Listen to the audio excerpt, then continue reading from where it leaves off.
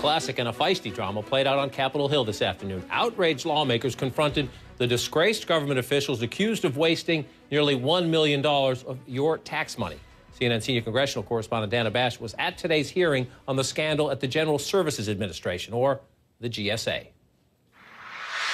For Republicans to criticize Obama officials, but when the committee's top Democrat rips into them, you know it's bad. Mr. Neely invited personal friends to the conference, writing, and I quote, and this is simply incredible, quote, "We'll get you guys a room near us. We'll pick up the room tab. Could be a blast.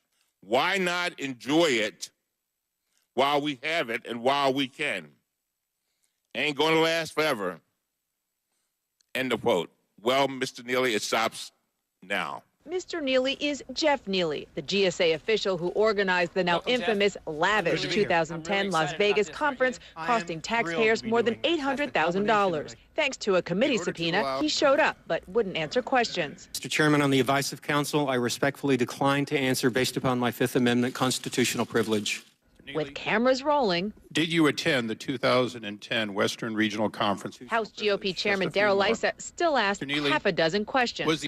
Neely was eventually excused. Other GSA witnesses took a very different approach. Fall on their swords? Hardly. They dove on them. I am extremely aggrieved by the gall of a handful of people to misuse federal tax dollars.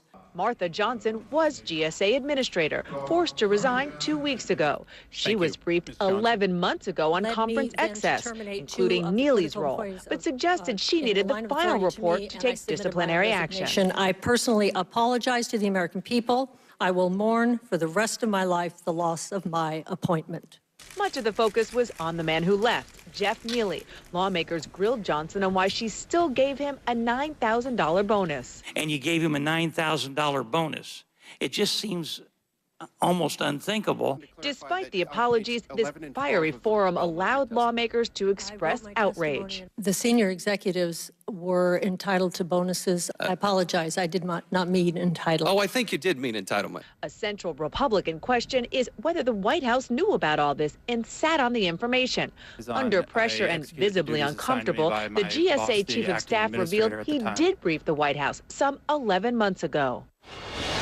In that questioning, John, the House Chairman, Darrell Issa, got out of the Chief of Staff there that he told his contact in the White House counsel's office about the fact that this report is coming out almost a year ago. That seems to contradict the timeline that we got as reporters from the White House, which said that they didn't know about this Inspector General report until last month. And I can tell you, just to follow up on that, Michael Robertson, the GSA chief of staff, just put out a statement saying he wants to clarify his point, and that what he meant was that he just mentioned in passing the existence of this IG report to his contact in the White House counsel's office. John? And Danny, you mentioned that often at some of these oversight hearings, the Democrats are mute. The Republicans are conducting aggressive oversight of a Democratic administration. The Democrats are largely mute, or they try to help the White House. In this case, that they were so adamant to jump in and share their outrage. Where are we going next?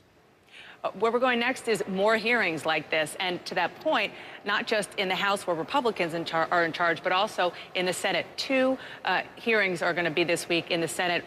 One by the #2 Democrat in the Senate. He's holding a hearing. Now, they're going to be trying to focus a little bit more on the fact that the GSA excess spending didn't just occur in the Obama administration, but Democrats get it, that they know that this is very, very bad. This is why people really are mad at Washington. So they want to share in the outrage, not push back against it. Our senior congressional correspondent, Dana Bash. And as Dana noted, the chairman of the committee today is Darrell Issa of California. He's with us now live. Let's dig a little deeper. Mr. Chairman, you asked the question of the GSA chief of staff. Now he's trying to clarify his answer a little bit, saying, well, he mentioned this in passing to the White House 11 months ago. The White House told Dana in her reporting, oh, we just learned about this last month. Smoke or fire? Well, you know, it's a little of both. The real outrage should be that the White House would say they took quick action when clearly these political appointees knew about it a long time ago. If it turns out that people more central to the White House additionally knew, That's troubling.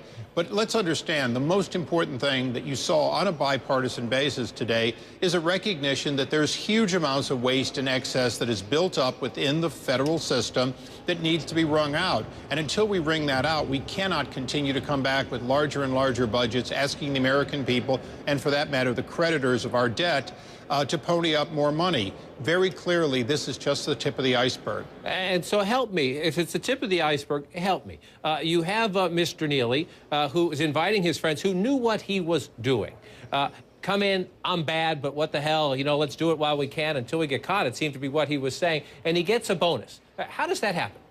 Well, it happens because you had an administrator, even though she had a private sector background, who seemed to use the word entitlement and mean it.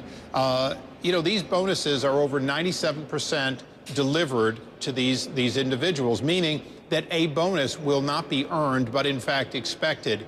And it's part of the fact that you look at a pay structure within the federal workforce, including the one the president said he froze, and what you end up with is what's called step increases plus bonuses. So the truth is our cost of employing federal workers is rising even after somebody said there was a freeze. Some people say that watching pay freezes in the government is like watching water freeze. It expands. And you heard Dana say that, you know, when it gets over the Senate side, they want to point out that some of this conduct, they may find examples back in the Bush administration. Give me your honest take.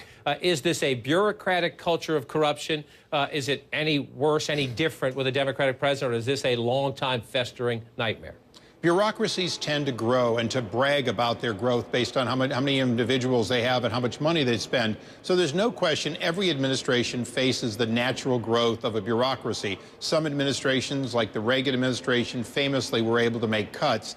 Other administrations don't do so well. This is one that came in, blamed its predecessor, and has had 3 years to scrub these expenses, and clearly hasn't. So there's probably truth to both. The fact is, this is the president's watch, this is my watch, this is the ranking member's watch, and we mean to make sure it not only ends here, but that in fact it ends quickly. This is embarrassing and it's outrageous what we're talking about. And I want to shift your attention to something that's embarrassing, outrageous, and humiliating. 11 members of the Secret Service accused of bringing prostitutes back to a hotel in Cartagena, Colombia. 10 members, I'm told now, of the United States military under investigation for similar conduct. What do you know about this, and at what level are you in communication? Is it the director of the Secret Service? Is it the Secretary of Homeland Security? Where does this go next?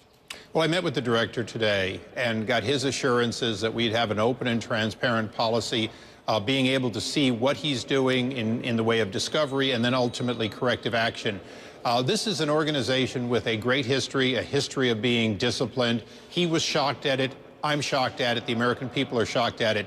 Obviously, if 11 Secret Service agents and 10 or more military personnel were involved, it's wide enough spread that you have to figure this is not the only time there's been this sort of activity. But at the same time, this is a nonpartisan organization, our U.S. military and the Secret Service. I think all of us on Capitol Hill need to take an attitude that we need to know what they're doing, watch it, but ultimately let the professionals fix what is broken, and then step forward and say, we've seen what they've done, and the American public can have the kind of confidence they need to have in the behavior that could lead to the safety being adversely affected for protected individuals. In the conversation with Director Sullivan, what was the most troubling allegation you heard? Well, I think the most troubling thing from this director, who's headed the agency for quite a while and who, in fact, is 30-year veteran himself, is that this is not something he has personally witnessed. He's certainly seen human failures, but the scale of so many people thinking this was okay. Remember, foreign nationals are not allowed into the rooms. That is a violation, even if they weren't prostitutes. Just the fact that somebody who you don't know gets into a protected area and could thus have an adverse effect on that individual's ability to protect the president. On top of that, a lot of drinking went on. You put those two together, it's unprofessional behavior that has to be fixed now and in the future. Mr. Chairman, appreciate your time tonight. Thank you.